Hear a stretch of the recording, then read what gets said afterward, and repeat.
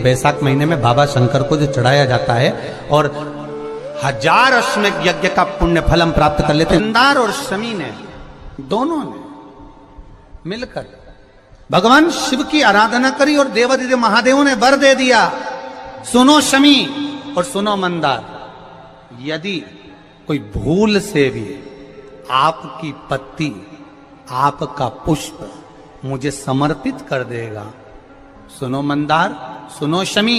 अगर कोई भूल से भी आपकी पत्ती आपका पुष्प मुझे समर्पित कर देगा, उसे 1000 अश्वमेध यज्ञ के स्नान का जो पुण्य होता है वो एक क्षण में प्राप्त हो जाए। 1000 अश्वमेध यज्ञ का पुण्य, 1000 अश्वमेध यज्ञ का पुण्य एक क्षण में प्राप्त हो। ये मंदार, ये शमी, 1000 अश्वमेध यज्ञ का पुण्य एक साथ। शमी की पत्ती देखिए आप लोगों ने, जम के तो बोले जरा, देखिए मंदार पुष्प भी देखा हुआ है। अब शमी की जो पत्ती होती है, उस शमी की पत्ती को भगवान देवादिदेव महादेव पर चढ़ाने का, शमी की पत्ती जो होती है उस शमी की पत्ती को चढ़ाने का एक नियम भी होता है। थोड़ा सावधानी से सुनना इस नियम को, जो आपके जीवन को सार्थक बना सकता है। शमी की पत्री को चढ़ाने का एक नियम है, बड़ा सुंदर नियम, आपके जीवन में उतारने लगा। महाराज, जब सारा श्रृंगार मेरे देवादिदेव महादेव का हो जाए, बहुत ध्यान से सुनना, ये प्रसंग आया नहीं पहले, आज अगर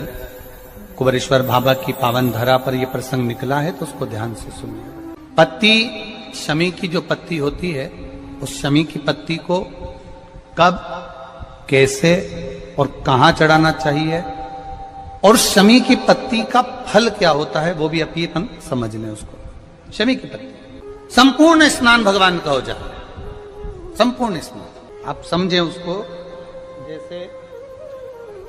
ये शिवलिंग है, जलाधारी, जल निकल कर जाने का स्थान, गणेश, कार्तिकेय, अशोक सुंदरी, जलाधारी मतलब माता पार्वती जी का हस्त कमल, शिवलिंग शिव का स्वरूप, ऊपर जो जलाधारी लगी है उसमें से एक एक बूंद जो पानी नीचे गिर रहा है, जो पानी नीचे गिर रहा है, शिव जी की बेटियां जया, विषहरा, शामली बारी, दौतली, देव, शिव जी की पुत्री बेटियां। जब देवादिदेव महादेव को शमी का पत्ता चढ़ाया जाता है, कब चढ़ाते हैं, जब आपने संपूर्ण जलाधारी को हाथ से साफ कर दिया हो, शिवलिंग पर जल चढ़ा दिया हो, शिवलिंग का पूरा श्रृंगार आपने कर दिया, संपूर्ण श्रृंगार मेरे देवादिदेव महादेव का हो गया, संपूर्ण श्रृंगार। बाबा को चंदन का लेपन, अबीर, गुलाल, अक्षत, बेलपत्र, धतूरा, जो भी तुम्हें चढ़ाना है सब कुछ तुमने चढ़ा दिया, सारा श्रृंगार मेरे देवादिदेव महादेव का हो गया। तब शमी की पत्ती को मां जगतजननी की जो जलाधारी है उस पर मात्र स्पर्श कराकर शिव के शिवलिंग पर आखिरी में समर्पित कर देना चाहिए, जिससे हमारी मन की जो कामना है वह मां जगतजननी देवादिदेव महादेव से उनके कानों में श्रवण कर। शमी पत्र का एक बात और स्मरण में रहे, शमी पत्र की बहुत एक बात और अपने स्मरण में लीजिएगा। शमी पत्र जैसे शिवलिंग, जलाधारी और स्थान, जब बहुत ज्यादा मात्रा में दरिद्रता होती है, बहुत ज्यादा मात्रा में बहुत कष्टमय जीवन, जब तुम्हारी चित्तवृत्ति में आए, जब तुम्हारे मन में आए, धन भी नहीं है, पैसा भी नहीं है, बहुत दरिद्रता का जीवन है, बहुत दुखी जीवन है, तब बेलपत्र और शमी पत्र का प्रयोग जरूर करके देखना। प्रैक्टिकल करने में कुछ नहीं जाता, प्रैक्टिकल करने में क्या जाता है, करके देखना। उस समय पर जैसे वो कहते ना कि कोई कहने वाला कह दे कि महाराज जी, वो एक महाराज प्रवचन दे रहे थे और प्रवचन में देते देते देते देते किसी ने, महाराज जी प्रवचन दे रहे थे कि मदिरा का पान नहीं करना चाहिए, नहीं पीना चाहिए, गलत है, नाली में पड़ा होता है, व्यसन में पड़ा होता है, ऐसा पान ना करो। एक महाराज का पेचेन वाला खड़ा हो गया, उसने खड़े होकर कह दिया, ओ महाराज तुम इतनी बड़ी बड़ी बात कर रहे हो, तुम्हारा सगा भाई तो पी के नाली में पड़ा, गटर में पड़ा, महाराज जी को क्रोध नहीं आया, समझ थी। महाराज जी ने कहा भैया देख, मैं भी प्रवचन दे रहा हूं, मेरा भाई भी प्रवचन दे रहा है,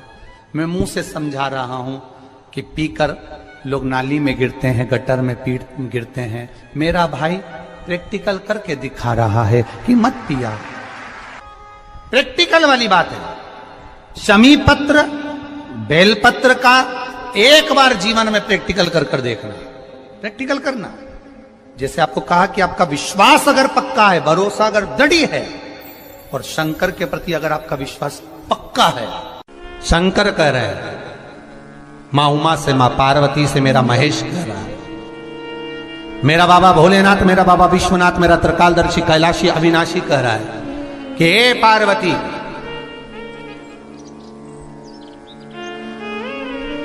एक बीला, एक बेल जो मुझे समर्पित करता है, और समर्पित करने के बाद उस बेल की महत्वता देखिए, जो बैसाख महीने में बाबा शंकर को जो चढ़ाया जाता है, और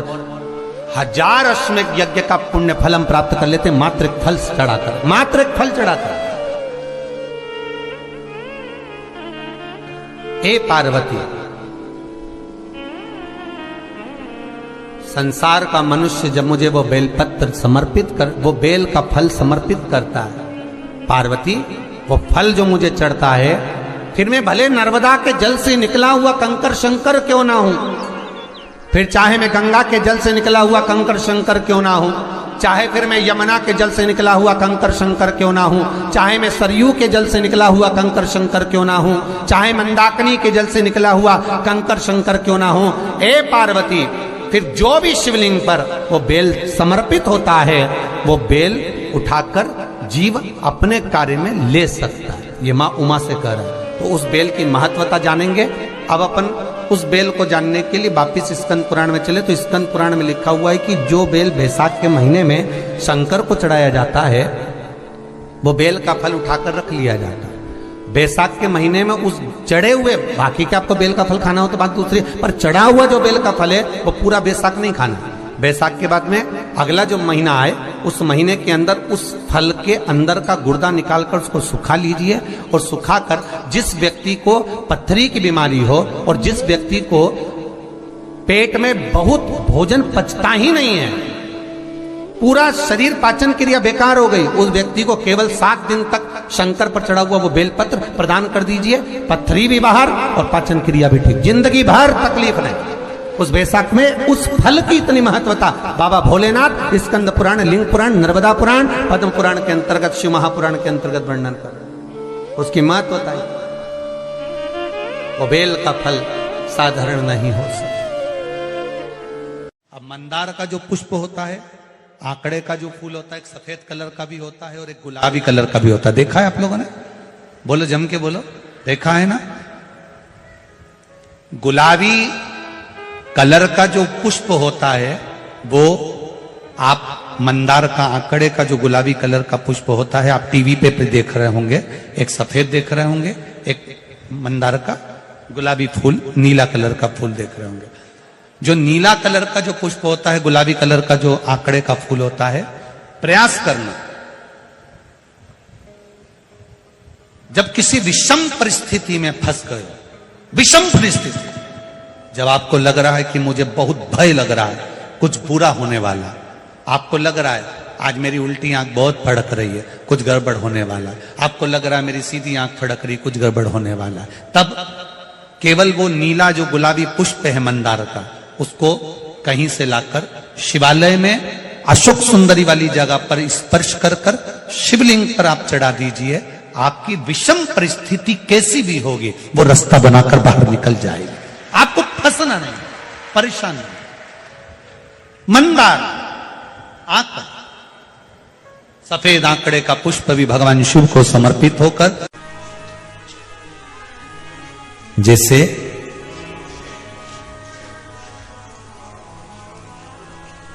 बेले के फल का गुर्दा, बेल का जो फल होता है, बेलपत्री का फल, उसका जैसे गुर्दा, उसके अंदर का जो भाग होता है बेल का, वो गुर्दा, उसको अग्नि में जलाकर उसकी भस्म तैयार कर कर छान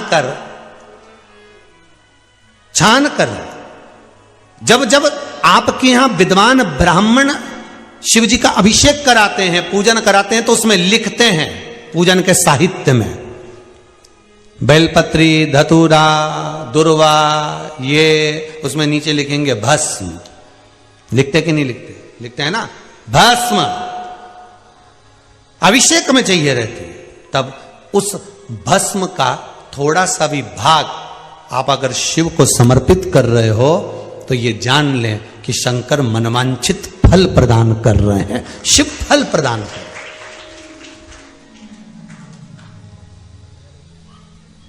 महाराज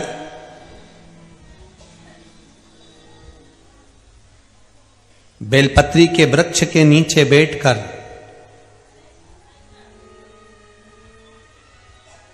हाथ में एक बेलपत्र का पत्ता रखकर आप पंचाक्षर मंत्र नमः शिवाय, ओम नमः शिवाय या श्री शिवाय नमस्तुभ्यम या महामृत्युंजय मंत्र का स्मरण कर रहे हो, पर डंडी का भाग अपनी ओर, बेलपत्र की बीच वाली पत्ती का भाग बीच वाली उंगली की ओर रखकर अगर आप स्मरण कर रहे हैं और अपनी कामना कर कर बेलपत्री के वृक्ष के नीचे बैठकर उस पत्ते को सम्मुख रखकर बाबा से विनय कर कर एकांत में उस बेलपत्री के वृक्ष की छांव में, बेलपत्री के वृक्ष की छांव आप कामना कर कर उस पत्ते को शंकर भगवान के ऊपर समर्पित कर रहे हैं, तो ये जान कर रखें कि पार्वती और शिव का मिलन करवा रहे हैं और अपनी मनवांछित फल कामना पूर्ण करवा रहे हैं। क्योंकि शिव और पार्वती का जब मिलन होता है, शंकर पार्वती जब एक दूसरे के सम्मुख में होते हैं, शिव और पार्वती जब एक दूसरे के सामने अपने बच्चों के कारण एक दूसरे के सम्मुख में आते हैं, तो उनके चेहरे पर प्रसन्नता का भाव आ जाता है। फल, मनवांचित फल की कामना आप जिस कामना के लिए कर रहे हैं, विवाह के लिए, नौकरी के लिए, सर्विस के लिए, व्यापार के लिए, रोग मुक्ति के लिए, आप जिस कामना से कर रहे हैं, ईश्वर महादेव जो व्यक्ति पथभ्रष्ट हो जाए, जैसे मदिरा के नशे में पड़ गया, कहीं जुए में पड़ गया, कहीं मांसाहार में पड़ गया, कहीं व्यसन में पड़ गया, कहीं गलत काम में अगर कोई जा रहा है, तो श्रंभेश्वर महादेव के नाम से काली तिल भगवान शिव को समर्पित करी जाती है। महाराज काली तिल को वापस उठाकर ले आते हैं, उसी काली तिल को जो मदिरा का नशा करने वाला होता है या जो गलत व्यसन में डूबा हुआ होता है, उसको वो सुबह के समय अगर नहीं खाता तो भोजन के साथ उसको दिया जाए। श्रंभेश्वर महादेव, एक बेलपत्री का भी बहुत अच्छा प्रयोग है श्रंभेश्वर महादेव का, मदिरा पीने वालों के लिए, मांसाहार, व्यसन में, जुए में, वेश्यावृत्ति में, पर नारी में, गलत जगह पर जो डूबे रहते हैं उनके लिए। पहले की कथा में उसका वर्णन किया है बेलपत्री का। श्रंभेश्वर महादेव, एक बार सब बोलेंगे, कौन से महादेव? श्रंभेश्वर महादेव। फिर जम के बोल लो एक बार, श्रंभेश्वर महादेव। जब हमारे घर में क्रोध बढ़ता है या कोई गलत कार्य में जाने लगता है, तो श्रंभेश्वर महादेव का हमें शरणागति लेना चाहिए, श्रंभेश्वर महादेव का पूजन करना चालू कर देना चाहिए। कई लोग कहते हैं महाराज जी ये श्रंभेश्वर महादेव का मंदिर कहाँ मिलेगा, हम कहाँ पूजन करने जाए? कहीं नहीं जाना, तुम्हारे घर के पास में जो शंकर जी का मंदिर है वहीं जाओ, उसी देवालय में, उसी मंदिर में जाओ, श्रंभेश्वर महादेव के नाम से जल चढ़ाना प्रारंभ करेंगे। वो जल जो गलत संगत में पड़ा हुआ है उसका आचमन कराना प्रारंभ करेंगे, अपने आप उसकी धीरे धीरे बुद्धि सुधरना प्रारंभ हो जाएगी। ऐसा श्रंभेश्वर महादेव का है।